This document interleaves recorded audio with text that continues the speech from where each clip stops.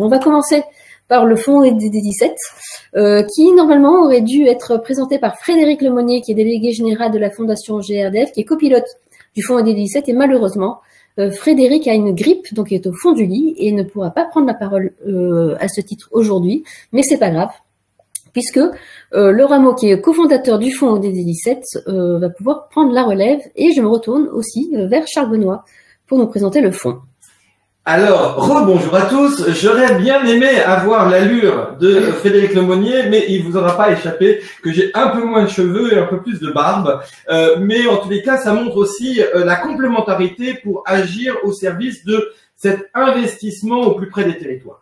Je le rappelle, le fonds EDD17 a été créé dans le cadre de la mission ministérielle pour accélérer les alliances stratégiques entre associations, entreprises et collectivités territoriales sur les territoires pour faire de ces alliances d'intérêt général de véritables moteurs de la transformation et des transitions. Et c'est dans ce cadre qu'a été créé ce fonds avec deux objectifs majeurs. Premier objectif, de financer les 21 mesures de la feuille de route ministérielle entre 2020 et 2022. Et deuxième objectif, d'expérimenter sur une cinquantaine de projets et d'initiatives territoriales ce financement de ce que nous appelons l'ingénierie du premier kilomètre des besoins. Alors, une fois qu'on a rappelé ces éléments-là, et peut-être de rappeler qu'effectivement, ce fonds a été co-créé avec la Fondation Total Énergie et le Rameau, piloté à deux durant 3 ans, jusqu'à ce qu'il y ait une quadruple évaluation qui soit réalisée, et que à ce moment-là, nous ayons une stratégie de sortie de la Fondation Total Énergie et une stratégie d'ouverture à d'autres partenaires, et notamment, c'est la Fondation GRDF qui a pris le relais de la Fondation Total Énergie. Et le premier partenaire, nous souhaitions que ce soit un partenaire associatif, c'est WeMove qui est devenu lui aussi cofondateur du fonds EDD17. On peut signaler aussi la présence bien sûr de la Fondation des territoires. Ce fonds, je viens de le redire dans un instant, s'est réengagé pour 3 ans, 2023-2025, autour de 3 actions très concrètes. La première action très concrète, c'est d'investir dans cette innovation territoriale qui est portée par l'ingénierie du premier kilomètre des besoins. Et donc, nous avons investi, par exemple, dans la préfiguration de la Fondation territoriale du 44, dans l'émergence d'un PTCE Ciel à Montargis, dans le labo des partenariats de Strasbourg pour le développement notamment de ce tiers-lieu magnifique qui est la Tour Merveilleuse en plein cœur du parc national urbain. Voilà, je ne vais pas citer tous les projets, et notamment les 21 projets qui sont dans cette logique-là, mais pour nous, ce qui est très important dans cet investissement de l'innovation territoriale, c'est de donner du temps à la gouvernance, donc de financer ce temps de gouvernance pour pouvoir se projeter, ça c'est un point très important, de pouvoir financer de l'accompagnement, et notamment en partenariat avec le fonds I de la Caisse des dépôts et de l'État, et troisième élément, de pouvoir investir sur 10 ans à travers un contrat d'apport associatif avec droit de reprise sans intérêt sur 10 ans, pour pouvoir montrer à combien on croit à cette ingénierie du premier kilomètre, à cette capacité de l'innovation territoriale, à prouver dans le temps toute la valeur finalement et l'importance de pouvoir prendre le temps de ce développement. Ça, c'est le premier outil d'investissement. Le deuxième outil d'investissement, c'est d'investir dans les données et dans les communs de données et de méthodes. Par exemple, avec la ministre Prisca Thévenot, nous avons lancé lors du dernier Forum national des associations et des fondations la plateforme Trajectoire socio-économique pour aider les acteurs, actions et alliances d'intérêt général à pouvoir détecter, comprendre, identifier quelle est la diversité des modèles socio-économiques sur lesquels ils puissent s'appuyer et pouvoir monter en compétence sur ce sujet-là pour aller bien évidemment convaincre des partenaires publics et privés d'investir dans ces projets d'intérêt général. On peut citer aussi, bien sûr, dans cette catégorie-là, la plateforme ODD17 et hebdomadairement le jeudi de l'ODD17 qui vous donne toutes les semaines une information, un outil, un portrait pour voir combien très concrètement sur les territoires sont dès aujourd'hui finalement la capacité à pouvoir agir ensemble, co-construire ensemble, et c'est le sens bien évidemment de l'ODD17.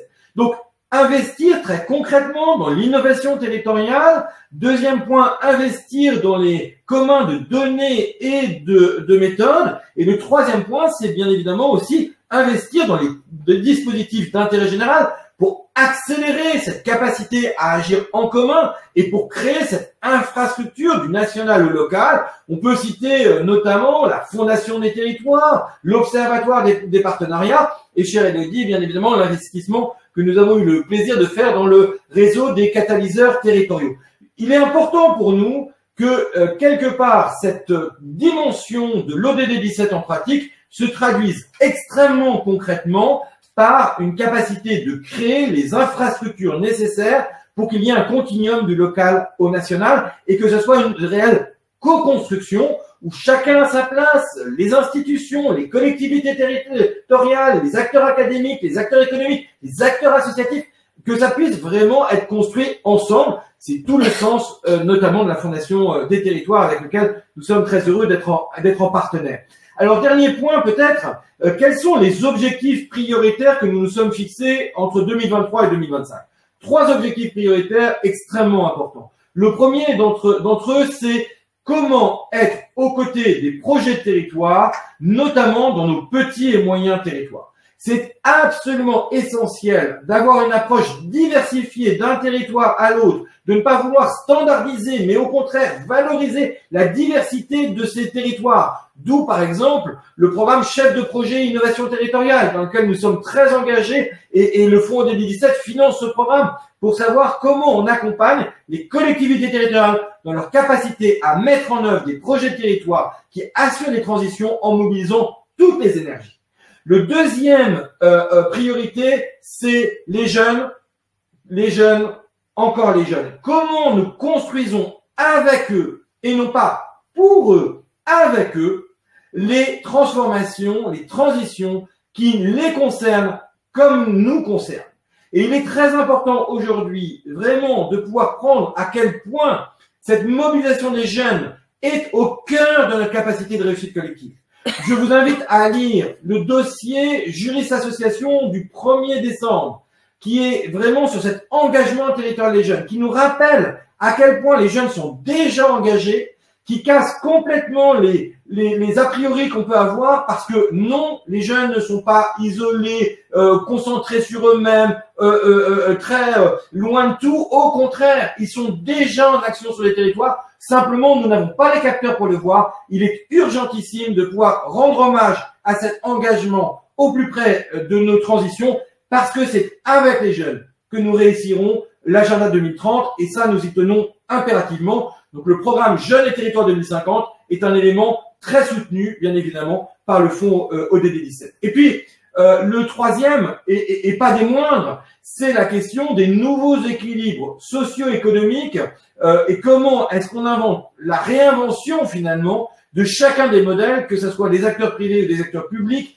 Les modèles socio-économiques, les équilibres sont en re-questionnement, et le programme reconnaissance des modèles d'intérêt général est un élément déterminant.